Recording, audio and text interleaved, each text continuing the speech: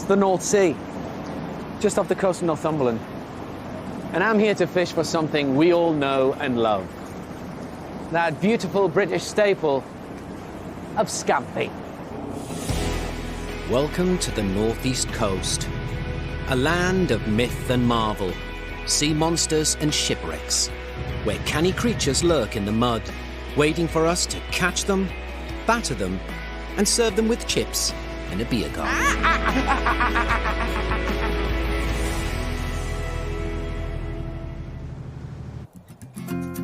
Beneath the surface of our lakes, seas, and lochs, there's an underwater world that has sustained us for centuries. That is a lot of velvet crab. And for the people who live along the 19,000 miles of our iconic coastline, Fish on. fishing is their life. We've got a hell of a system coming in. I'll be meeting these dedicated men and women whose office is the ocean. That's an extraordinary fish. It's like a dinosaur from the sea, isn't it? And there's a nice one there. Oh no! I feel so inadequate. And following their catch from port to plate. Is there anything you haven't battered? But life at sea can be both incredible Whoa, just when you thought it couldn't get any better. and perilous. I'll be searching for old favourites That's a beautiful cod. to some absolute sea monsters. I just thought it was fisherman's tails. No. That really is a giant. So join me as I tramp and camp along this wonderful land of ours How is that for a fishing backdrop? and go fishing from coast to coast. Really is a magnificent place, the British Isles.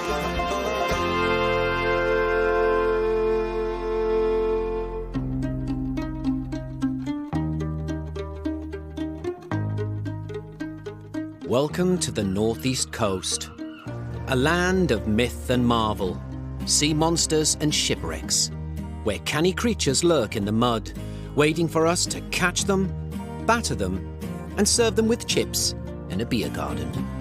Yeah, I love this part of the world. Well, of course I do. I've lived here all my life. And fish and fishing are an essential part of the culture here along the northeastern coastline, be it small fishing villages or a whole industry. Now, we've been catching fish in these parts for centuries, be it, to feed us or put money in our pockets. And right here in North Shields, where the mighty River Tyne meets the North Sea, is the largest prawn trawler port in England. So your pub grub staple of scampi and chips may have passed through this very port en route to your plate. The coastal town of North Shields is 20 miles east of Newcastle, and right here in the aptly named Fish Quay, 1,200 tonnes of scampi pass through here every year. It's the jewel in the crown of their traditional pub food. But what is scampi actually made from? You might be surprised to learn 80% of us don't have a clue. But let's see if my fellow Geordies know better. Come on, roll up. Fresh seafood here. Free fresh seafood on this beautiful sunny day here on the northeast coast. Right, question. Do you know what scampi is? You think that's fish? Well, it's from the sea, so... Very good. You obviously stuck in at school. The fish is from the sea. That's right. They didn't live doing rabbit holes. Bless you. What you been drinking? Yeah, I haven't actually had a coffee. Wait, what do you think of that? Really nice. Yeah? Yeah, any idea what's in it? Cod. Think it's cod? Possibly. Have you ever wondered what's in scampi? Tail ends of something. Was it? I just thought it was whitefish. Do you want to know what's in it? Oh, please. Oh! There you go. Really? That's a It langoustine was white, yeah? or a Dublin Bay prawn. And That's really nice. the tail end of that goes into there. Is that- and does isn't that it put you off delicious? now? That there is the best scampi you'll probably ever eat in the world. And it's caught from over there. Which can only mean one thing. I'm off to catch me some critters from the deep. That's langoustine, or posh prawns as I like to call them.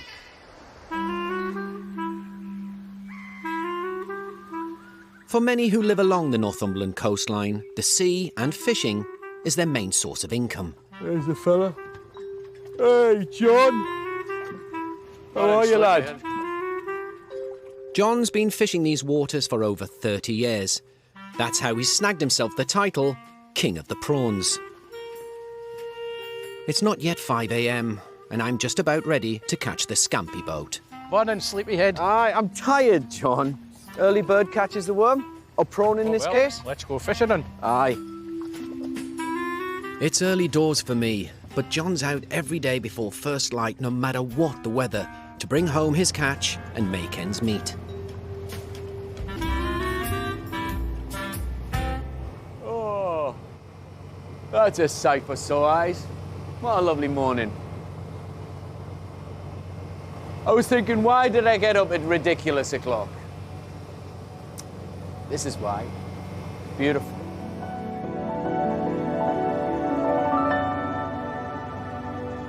A generation or so ago, langoustine were largely ignored by fishermen in favour of the more valuable whitefish.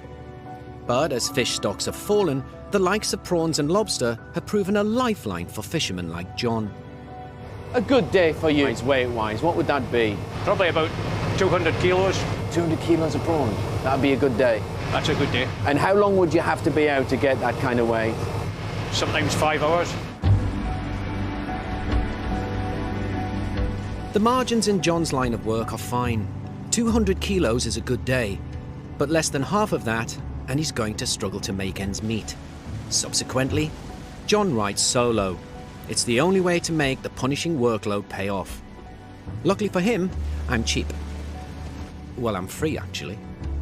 Well, today I hope I'm a help more than a hindrance. But of all the jobs you could have done, John, why going to sea? Freedom. Get out on your own. Fresh air. Scenery. Every day is different. It's a beautiful day today, but at sea, it's never calm and serene for long. I mean, I know we're fishing for prawns today, but does the net pull anything else up? Yeah, it's had some misdemeanors over the years. Has it? Had a dead body. What? Caught a dead body. Oh, man, John, I wasn't expecting that. Wow, man. Really? And it's just been the one over the years, has it? 5. What? Yes, 5. Had a skull a year before. Oh, my God. Some of the fishermen call us a body snatcher. I'm out on the Torriolana with the body snatcher. I think I preferred his nickname, the King of Prawns. Never know. Might get another one today. Oh, John, let's not get a body. Let's just get prawns, John. It's too dark. Speaking of dark, prawns are sensitive to light. They bury themselves in the muddy seabeds, only coming out to scavenge for worms and small crustaceans. I trust you now, Robson. We've travelled 5 miles out to sea to dredge the deep waters they inhabit. What's the kind of process and how can I help? Stand out of the way. I'll stand out the way. That's good advice. That's exactly what I'm going to do. I may jest, but fishing is one of the most dangerous jobs in the world. One wrong move and you can be dragged overboard, as Johnny's body count just goes to prove. I'm just thinking, that routine you've just seen, that quite risky routine John does 5 times a day, 7 days a week, gets up 2, 3 o'clock in the morning, every morning. And he loves it.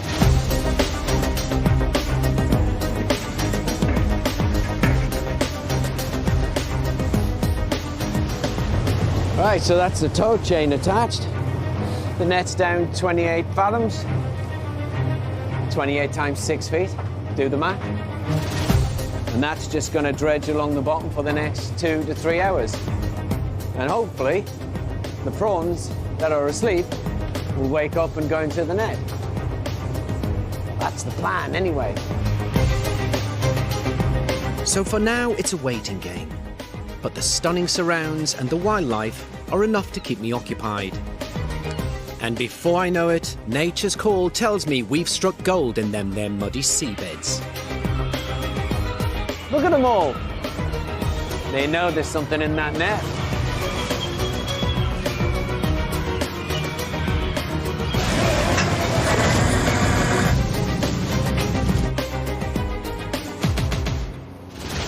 Mate, I was not expecting that. There's quite a few there.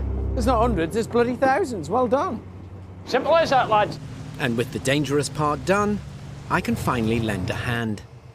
Oh, that's a decent size. Yep, that's a decent size. They're going in there. Anything smaller, we just tail them and they go in the bucket. This is a catch where nothing goes to waste. You don't throw away the tiddlers, they're good eating. That's where your scampi comes from. Just like the tails of the bigger ones that are starting to go soft. Good one. Yeah, he's a good one. The larger ones in peak condition are sold whole as luxury seafood. Right.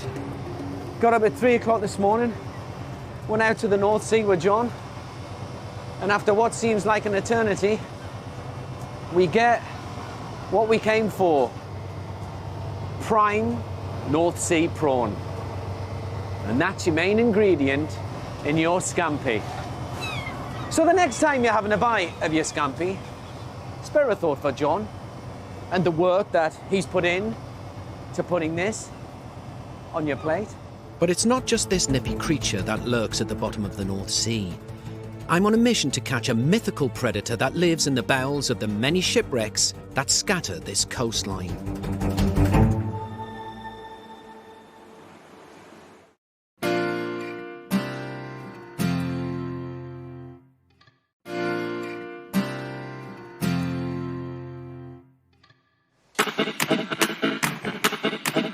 I'm travelling from coast to magnificent coast, sampling the UK's favourite fish dishes.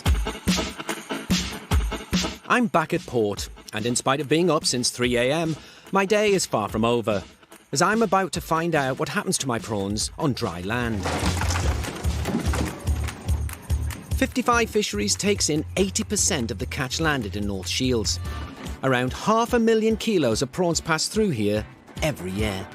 Right, so page 1 of processing. What are we going to do here? So right now we are going to weigh off what prawns are here. Right, what do you reckon? Oh, hello. 17, 18, 19. Oh, dear, how well, man, Richie, you've lost your touch. I have. The next step is to wash the prawns with water and a preservative that extends their shelf life.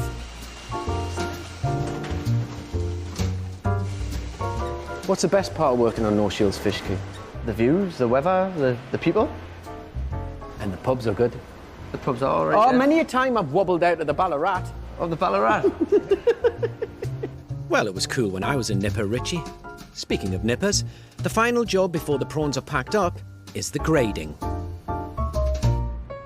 So each individual prawn is graded. So you're going to touch every prawn. One by one? One by one. There's thousands of them. Yes. Enjoy. The grading machine works as a weighing conveyor belt, sorting the prawns by size. Now, obviously, scampi's prawn tails. Yep. There's a few soft tails here. Do you mind if I keep a few so I can take them to the chippy, so I can sample grade A scampi? If you finish grading both boxes, and then you can take what you want. Oh, I've got to work for me tea, have I? Yeah. Eh? What'd your last slave die of? Hey? Hard work. Stick a broom up my backside, I'll sweep the floor for you. You need to wash the machine when you finish as well. All right, all right. They definitely make you work for your supper in North Shields. Finally finished, and with nothing but a bag of prawn bums to show for my hard day's graft, it's time to reap the rewards of my labour elsewhere, with a fish supper. And I know just the place. There he is. How you doing, lad? I'm fine, Robson. How are you? I'm Long time good. no see. The waterfront chippy has been around for 26 years, and somewhere I've been many a time for my tea. Today, though, my old pal Ian has kindly offered to show me how to make the perfect scampi. I suspect the batter is everything. It is nothing fancy. Don't mess around with the batter. Just a nice, steady, consistent batter and beef driven. You don't want to over-flavour it or anything like that. You want to keep it thin so you taste the fish. First, though, we cover the prawns in rice flour, and then Just drop them in. No, in the batter. Away. Oh, okay, sorry. you got to put it in the batter before you put the pan away, Robson. I don't know if you know, but I didn't run a fish and chip shop, Ian. So I just dip them in, yeah? Yeah, but I would literally just drop it in. Okay. Right, and then go fishing for them. Because then you know they're covered. Okay. And then just throw it in. But don't try and pull them apart like you are. Okay, sorry. all right, Ian, crikey. 3 to 4 minutes in the fryer, leave them to cool down, and then it's time for the taste test. Oh, man. And it's a pass. That's off the scale. You know what you did it now? Best scampi ever. Exactly. Ever. Period. That's insane. That's so good. Fresh Wow. out the sea, fresh in the pan. What more could you ask for? Yeah. Exquisite. Do you want one? Make yourself some. These are mine. From sea to plate in just 5 hours. It doesn't get any better than that.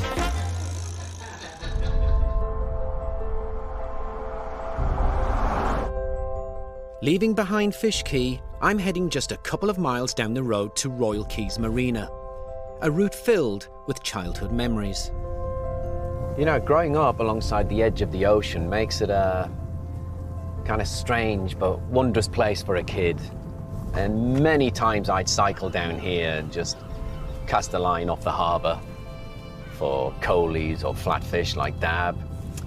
And if there were no fish to be caught, I'd just go and collect sea snails along the coastline, or willocks as we call them up here, and take them home and boil them up. Oh, lovely. But mind you, I stunk the house out and the street. All the neighbours would be going, oh, that Robson Green has been picking his willocks again. But there's no willock picking for me today, as we're going fishing for a mystical beast. A fish so rare that in nearly 40 years of angling, not one has come up on my rod. Alan, Morning, Robson. how are you, lad? I'm not so bad. How's yourself? I'm good. Good day to be out on the North Sea. It should be a very nice day out there. Quite a what's- nice sea. Alan's a famed monster hunter in this area and known as the King of Ling, which is what we're hunting for today.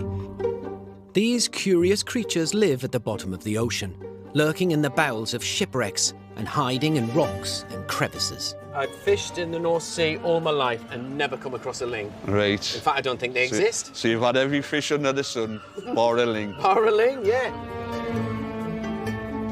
A mystical creature, a ling is incredibly hard to come across and even harder to catch. Almost serpentine in appearance, it's a scary-looking beast. A cross between a cod and a conger eel. It has a long, powerful body and razor-sharp, venomous teeth. Are you Northeast born and bred? Oh, without a doubt. Yeah? Walker, lad. Walker? Born and bred in Walker. Down by the river? Down by the river. I reckon you're a true Geordie if you're born within a mile of the river, too. That's what they say. That's what they're saying. When you get everything right, when the fishing right, the weather's right, you can't beat it. This is my office, and you can't beat it at the minute, you know, on a day like this. So how's about this? I've never caught a ling before. Right. So, you know, you can't go fishing without a competition. Right. So how does this sound? Biggest fish wins the day. Yeah, we'll give it a go. What do we win? Do we win money? Do I take your boat off you? Do I take the JFK off you? What are you going to put on? You got a Rolex on your wrist? No, not quite. We'll give you the bragging rights for the Northeast, right? Brilliant, brilliant. So it's settled. I'm taking on the King of Ling. No pressure. Don't tell me all these marks on the screen over there are wrecks. Every one of them is a wreck. You're not joking, Alan. It seems rather fitting that such an elusive predator would make a ghost ship its home. A load of them were mined here during the war. Really? The Germans just flew over every night, literally, and laid mines, trying to stop as many ships as they could. I've fished over 400 wrecks within about a 60, 80-mile radius of the river. And do those wrecks provide artificial reefs for the creatures we're after? Exactly, that's it. If you like, it's a desert, but each wreck is an oasis. So what depth are these structures at? Sort of mainly 40, 50, 60 metres of depth. That's what we'll be fishing a day. We'll be using a 10 or 12 ounce lead with a couple of hooks that will be baited with the fresh mackerel and squid. And what's the secret to ling fishing around here? What's the secret? Is it keeping that bait on the bottom? It is, just keep the bait on the bottom. Which isn't easy, is it? No, because we'll have some wind and tide. There's always tide moving you along. The bait we're using is mackerel, which there's an abundance of today. So, Alan, how long have you been fishing these waters? A lot of years. I came out with my dad when I was 6 and 8 Really? every weekend. And then I had my own boat, which was one of my dad's, when I was 14. You were a skipper at 14? I was taking my friends and mates out from school when Brilliant. I was 14 because there was no regulations to stop you. And it was just so much fun, you know, and I've done it ever since. Do you think that's one of the reasons why we love fishing? We reclaim our childhood. It is, yeah, you always think of them days, don't you? Yeah. Every cod kind of reminds you of your first few fishing trips and your first adventures, you know, so it's been excellent. And when you get a lovely day like this, you can't beat it. Give a boy a fishing rod and you're starting a lifelong bond with the water. Speaking of, let's get this ling competition started. And the secret is to keep this bait on the bottom. Yeah, keep it on the wreck. And once that fish takes, try to get it up as quickly as possible because it'll try and take you back into the wreck, yeah? Fishing on wrecks is particularly difficult. You're battling the current, the wind, the tide, as well as the fish, all trying to drag your line into the jagged metal and snap it. Took me into the wreck. It did. Oh, man, that was a big fish. That was a fish, that Took me into the wreck. Although King of Ling Alan is making it look easy. Fish on. I've got a funny feeling it's a cod, though. There she comes. I see it. In general, there's a lot more cod to be had than ling, but that's the very reason why you don't see them in the shop. So they're not really many caught commercially or otherwise. It's all cod. There's very few ling landed commercially. The cod is certainly plentiful. Alan and his crew are pulling them up non-stop. Well, that was embarrassing. Over the first wreck, everybody catches a fish, bar me. That said, it's ling we're here to find, so I'm not out of the competition just yet. Oh, I'm getting a little bait here. Oh, fish on. Yeah, but what is it? It's a ling! You got it! Hey! There you are. Buddy! Not bad at all. That ain't a cod, that's a ling. That's a ding-a-ling. Whoa, a ding-a-ling. That's the difference. Well done. Amazing. There you are. That's what we came looking for. Amazing, Alan. Look at it. It is the cross between a cod and an eel. It's got that barbel at the front, like the cod. Little barbel there. And the coloration is very similar. Yeah. But that body is like an eel, like a conger eel. It is. And it's got kind of the conger eel, that second dorsal fin that goes all the way to the caudal. Oh, you lot of power out with that. And then you kind of wrap around that comes to the anal fin as well. And what people forget, I mean, I've not caught ling at all, but I have tasted a lot of ling, and it's beautiful. It is. It's really beautiful. Nice. It's better than cod, I think, personally. Mate. Just nice. I think it's better than cod. So I know you all love your cod and your haddock, and keep having it, it's gorgeous. But try this, fella. If the opportunity arises, try a ling. It's absolutely beautiful, really is. And that is a good 8-9 pounder. So, Robson, you see them little teeth there? Yeah. They're razor sharp. And once they puncture a fish, there's some chemical that the ling secretes out that the fish will never stop bleeding. It just continues to bleed. It's more to the ling than you think. More to the ling than you think. That is one lean, mean, killing machine ling, huh? Yeah, yes. Alan's caught the first ling, and what a beauty. But there's still time for me to redeem myself. If there is a fish on the end, it's not that big, and I don't think it's a ling. If it is, it's a world record for the smallest ling. Oh my God. It's nothing. How humiliating, just when I thought it couldn't get any worse. Oh yeah, I've got a fish on. It's a lead weight. And I am apparently a dead weight in this fishing competition. As the day slowly comes to an end, Alan's putting me to shame. There you are, Robson. I know, Alan, I can see what it is. It's one of I'm them over the moon for ling you. things. I can tell you're over the moon. Look at the ling king smile, man. Aye. I've one final chance to land this fish. It's the last chance saloon. It's the last throw of the ling dice. It's now or never. Oh, I'll get that scene too. That's the hooter. Time to send this fresh mackerel down. Go on, knock it a third time. Knock it a third time. Yeah. Come on! It was only a matter of time. I'm not sure what it is. It's a cod, is it? A nice cod. An icon of the northeast coast. Eaten by millions of people every year. That's a beautiful cod. When you're out on the North Sea, every day is a school day. Just when you think you're top of the class, the North Sea puts you back in your place. Maybe there's a reason I haven't caught a ling. Because I still need to learn how to do it. And I need to learn from the best. And Alan is one of the best I've ever been alongside. I promise you. I've been alongside a lot of skippers. And he's Premiership, top draw.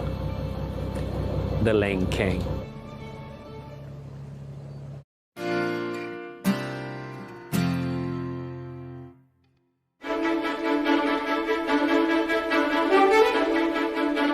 Today I'm in my home county of Northumberland, exploring the coastline and relishing in the spectacular sea life that comes with it. The North Sea is home to creatures of all shapes and sizes, from absolute whoppers to the littlest of nippers, and they all come together to be sold here at the only remaining vocal fish auction in the UK. So this has all been hanging around for the last hour or so. It'll be gone in 10 minutes. This lot will be going to local restaurants, cafes, and of course, fish and chip shops. 25.5 kilo medium green there. Stephen Smith has been auctioning fish since 1984. £60 on me left, £60, 62, 64, 66, 66, 68. Stephen, he's just reading the buyers, but they're not giving it this or me, yeah, no, it's this.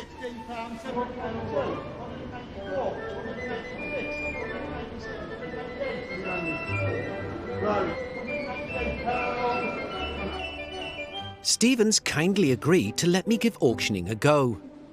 What could possibly go wrong?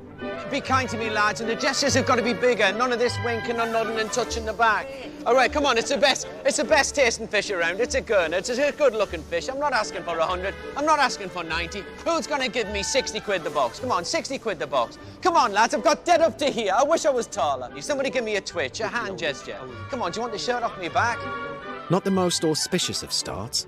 Hurry up, lads, it's getting dark. Come on. 57, we've got 57 here. 58, 58, 58. Bloody hell, I started at 50. Why didn't you start at 58? It would just save me a load of time.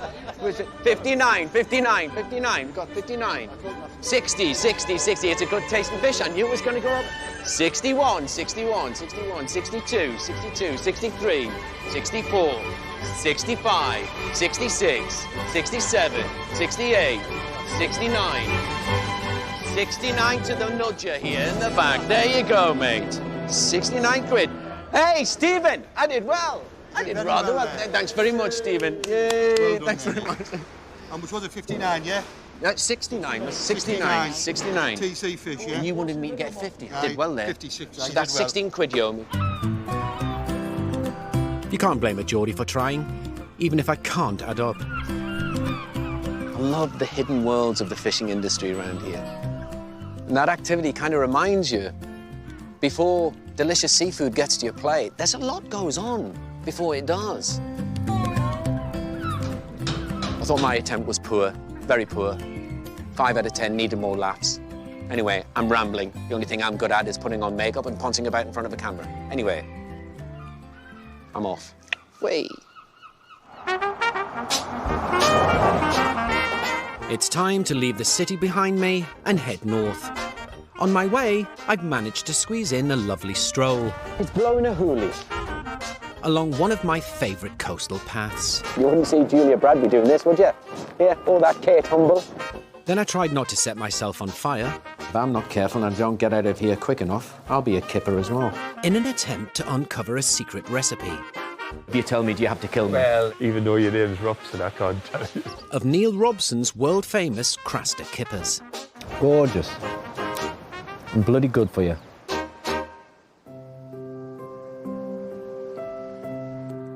Today, I'm going back to the place that turned me into a fisherman. Ah, I love this part of the world.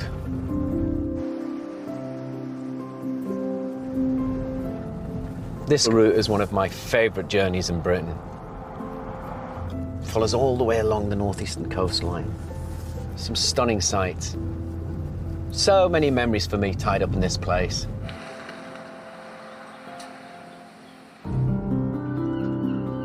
This is Sea Houses, a beautiful fishing village on the Northumberland coast, and one of the places that truly made me who I am. My dad has sadly passed away now, but it was one of his favourite places and where, as a family, we'd spend our summer holidays and many a weekend. Summer holidays. At school, they'd all say, "So where you going, Robson? Package holiday? Spain? Portugal?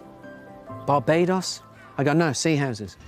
So many gorgeous memories of this place. We used to come here for our fish. The boats would come in and they'd unload their catch, and you could buy off the harbour wall here, and we'd get whiting, cod, haddock. You get pollock, halibut, monkfish. I used to love the sight of these fish. There were so many diverse species. Back when I was a lad, one of the things I most loved to do here with my dad was visit the Farne Islands. Today, my old pal William is taking us out there, but back then, it would have been his father at the helm. Oh, lad. Hello, Robson. How you doing? I'm well. Yourself? You look well. Thank You're you. getting younger every day. It's the air. That's what it is, the fresh air. The Farne Islands are just a short boat ride, 2 to 3 miles off the coast from here. Are the birds in? Yes, there's loads of birds. Great. We'll have a good day. Yeah, can't wait. Can't come here and not see the birds.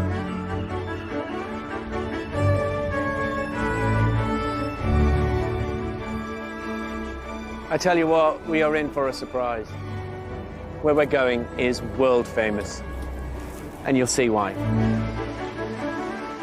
Once a year, this cluster of small islands houses between 100 and 200,000 seabirds. Just wait for it, just wait for it. You think it's a bunch of rocks, and there you go. All starts moving, look. Look at that. What a gorgeous sight. Not to mention about 4,000 seals. There's guillemots, cormorants, gannets, there's the razorbills as well. Thousands of guillemots. I mean, tens of thousands. Yeah.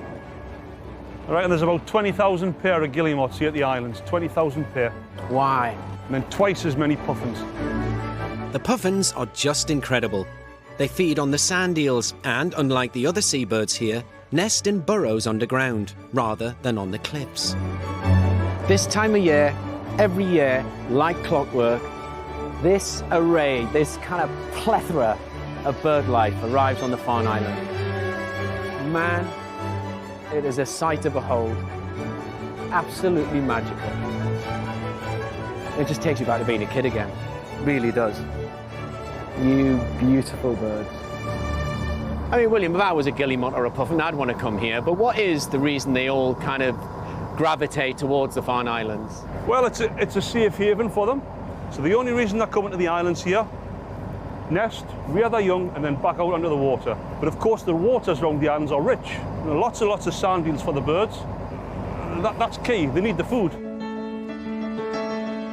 With so many of our oceans being depleted, it warms my cockles to see such a vibrant ecosystem at work here. Sometimes I feel like I'm in a David Attenborough series. When you see imagery like this, you think, you know, you're looking at Blue Planet, but it's right on my doorstep on the northeastern coastline. And there are a lot of people who don't realize there are sites like this just nearby. And here at the Farne Islands is, in fact, one of the locations I first learned to fish. I caught a mackerel here when I was 7, and I couldn't believe it. There was loads of anglers using feathers. But you know what my dad was using to catch a mackerel? My dad used to smoke 20 Embassy a day, 20 Embassy cigarettes. You know the silver paper in the cigarettes? Yep. He'd twirl it up, put it on the end of a hook, and just twitch it through the water, and the mackerel would get it. It's a bit early for mackerel, but Williams kindly offered to take me to a fishing spot nearby. so I can relive my youth.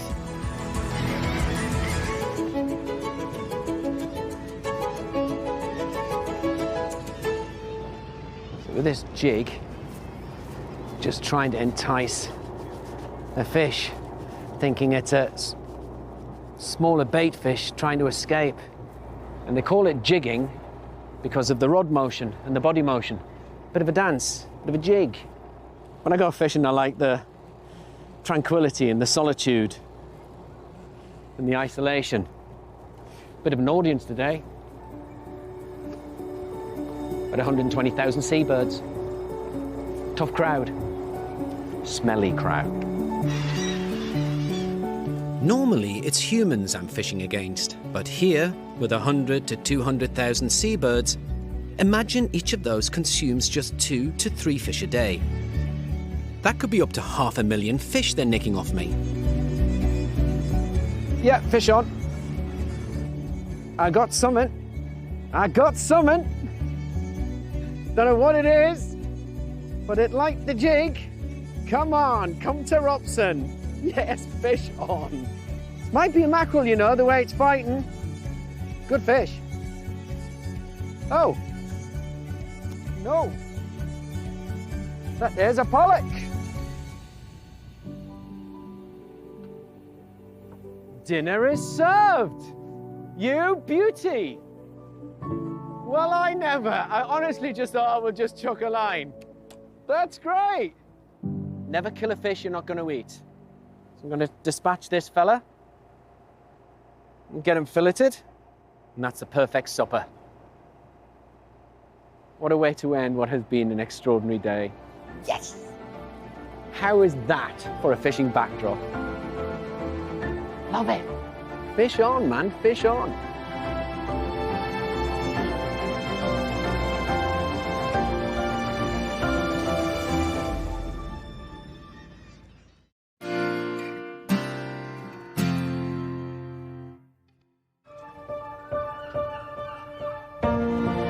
I'm travelling the Northumberland coastline, reliving my youth on the waters that first taught me to fish. Back in sea houses, and I've worked up quite a thirst with all that fishing. The old ship inn was always a favourite haunt of my dad and mine's. Harbour aside, it's the beating heart of this community. Somewhere for weary fishermen to meet up and share a pint, and a good old blether.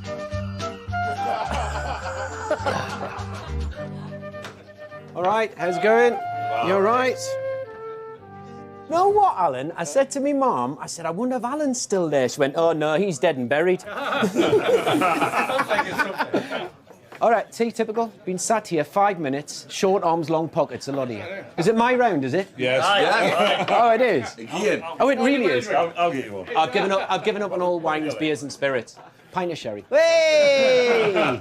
My dad would always sit where Jonathan's sitting and everything. And I used to love coming in and just looking at the place. And it's still here. And it's just like going back in time. Nothing's changed, man, Jonathan. The drinks went up. Some of these guys here have been fishing these waters since I was a lad. But a lot has changed since then. And what do you guys mainly go out for? Well, target lobster mainly, but brown crab as well. So you guys are targeting lobsters. Has it always been that, or what were you doing right at the start, Jonathan? When I left the school, we were catching loads of cod. And for the first two or 3 years, and then that tailed off. Back in the day, the harbour would have been 3 deep in fishing boats.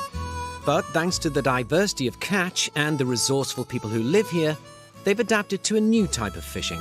Can I possibly ask you to sign the visitor's book for me, Robson? We did have it done from you years ago, and that was the original one. It was on a drip mat, actually. But we've got a proper book now, so if you'd sign that for me, I'm sure we'd all... When did I do that? 1995. I signed that. I was doing Soldier at the time. And I'd been in this pub with my dad. 25 years on, and they've learned to live with new types of fishing, new rules, new regulations, new catches, and the changing tastes of customers. Bloody Robson Green. I've never liked him.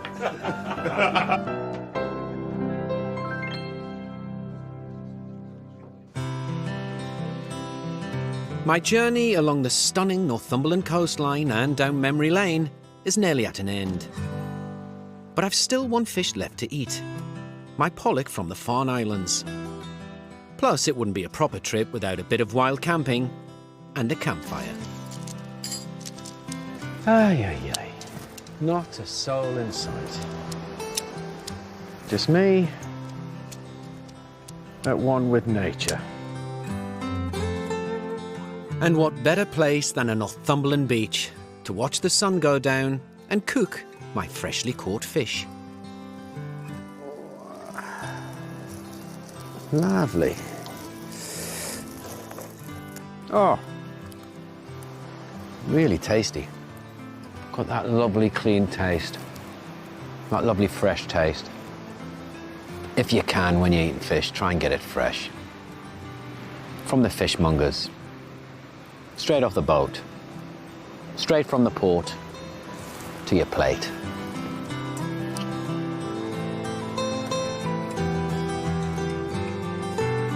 It's funny how a taste can take you back. I'm 7 years old again, cooking my catch and camping on a beach that we loved. For me, it doesn't get any better than this. This area, steeped in history. And I truly believe the northeastern coastline, it goes somewhere into defining who we are. It's as though the people of this area has salt water in their soul. People who have had to adapt to, rapid change. But they've made it work, and even though many traditions have disappeared, they've made sure the character and identity of this area is as strong as ever. The more things have changed, the more things have stayed the same. The only constant in the Northeast is change.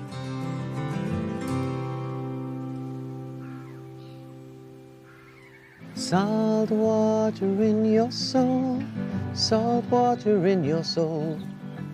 Salt water in your soul is all you get.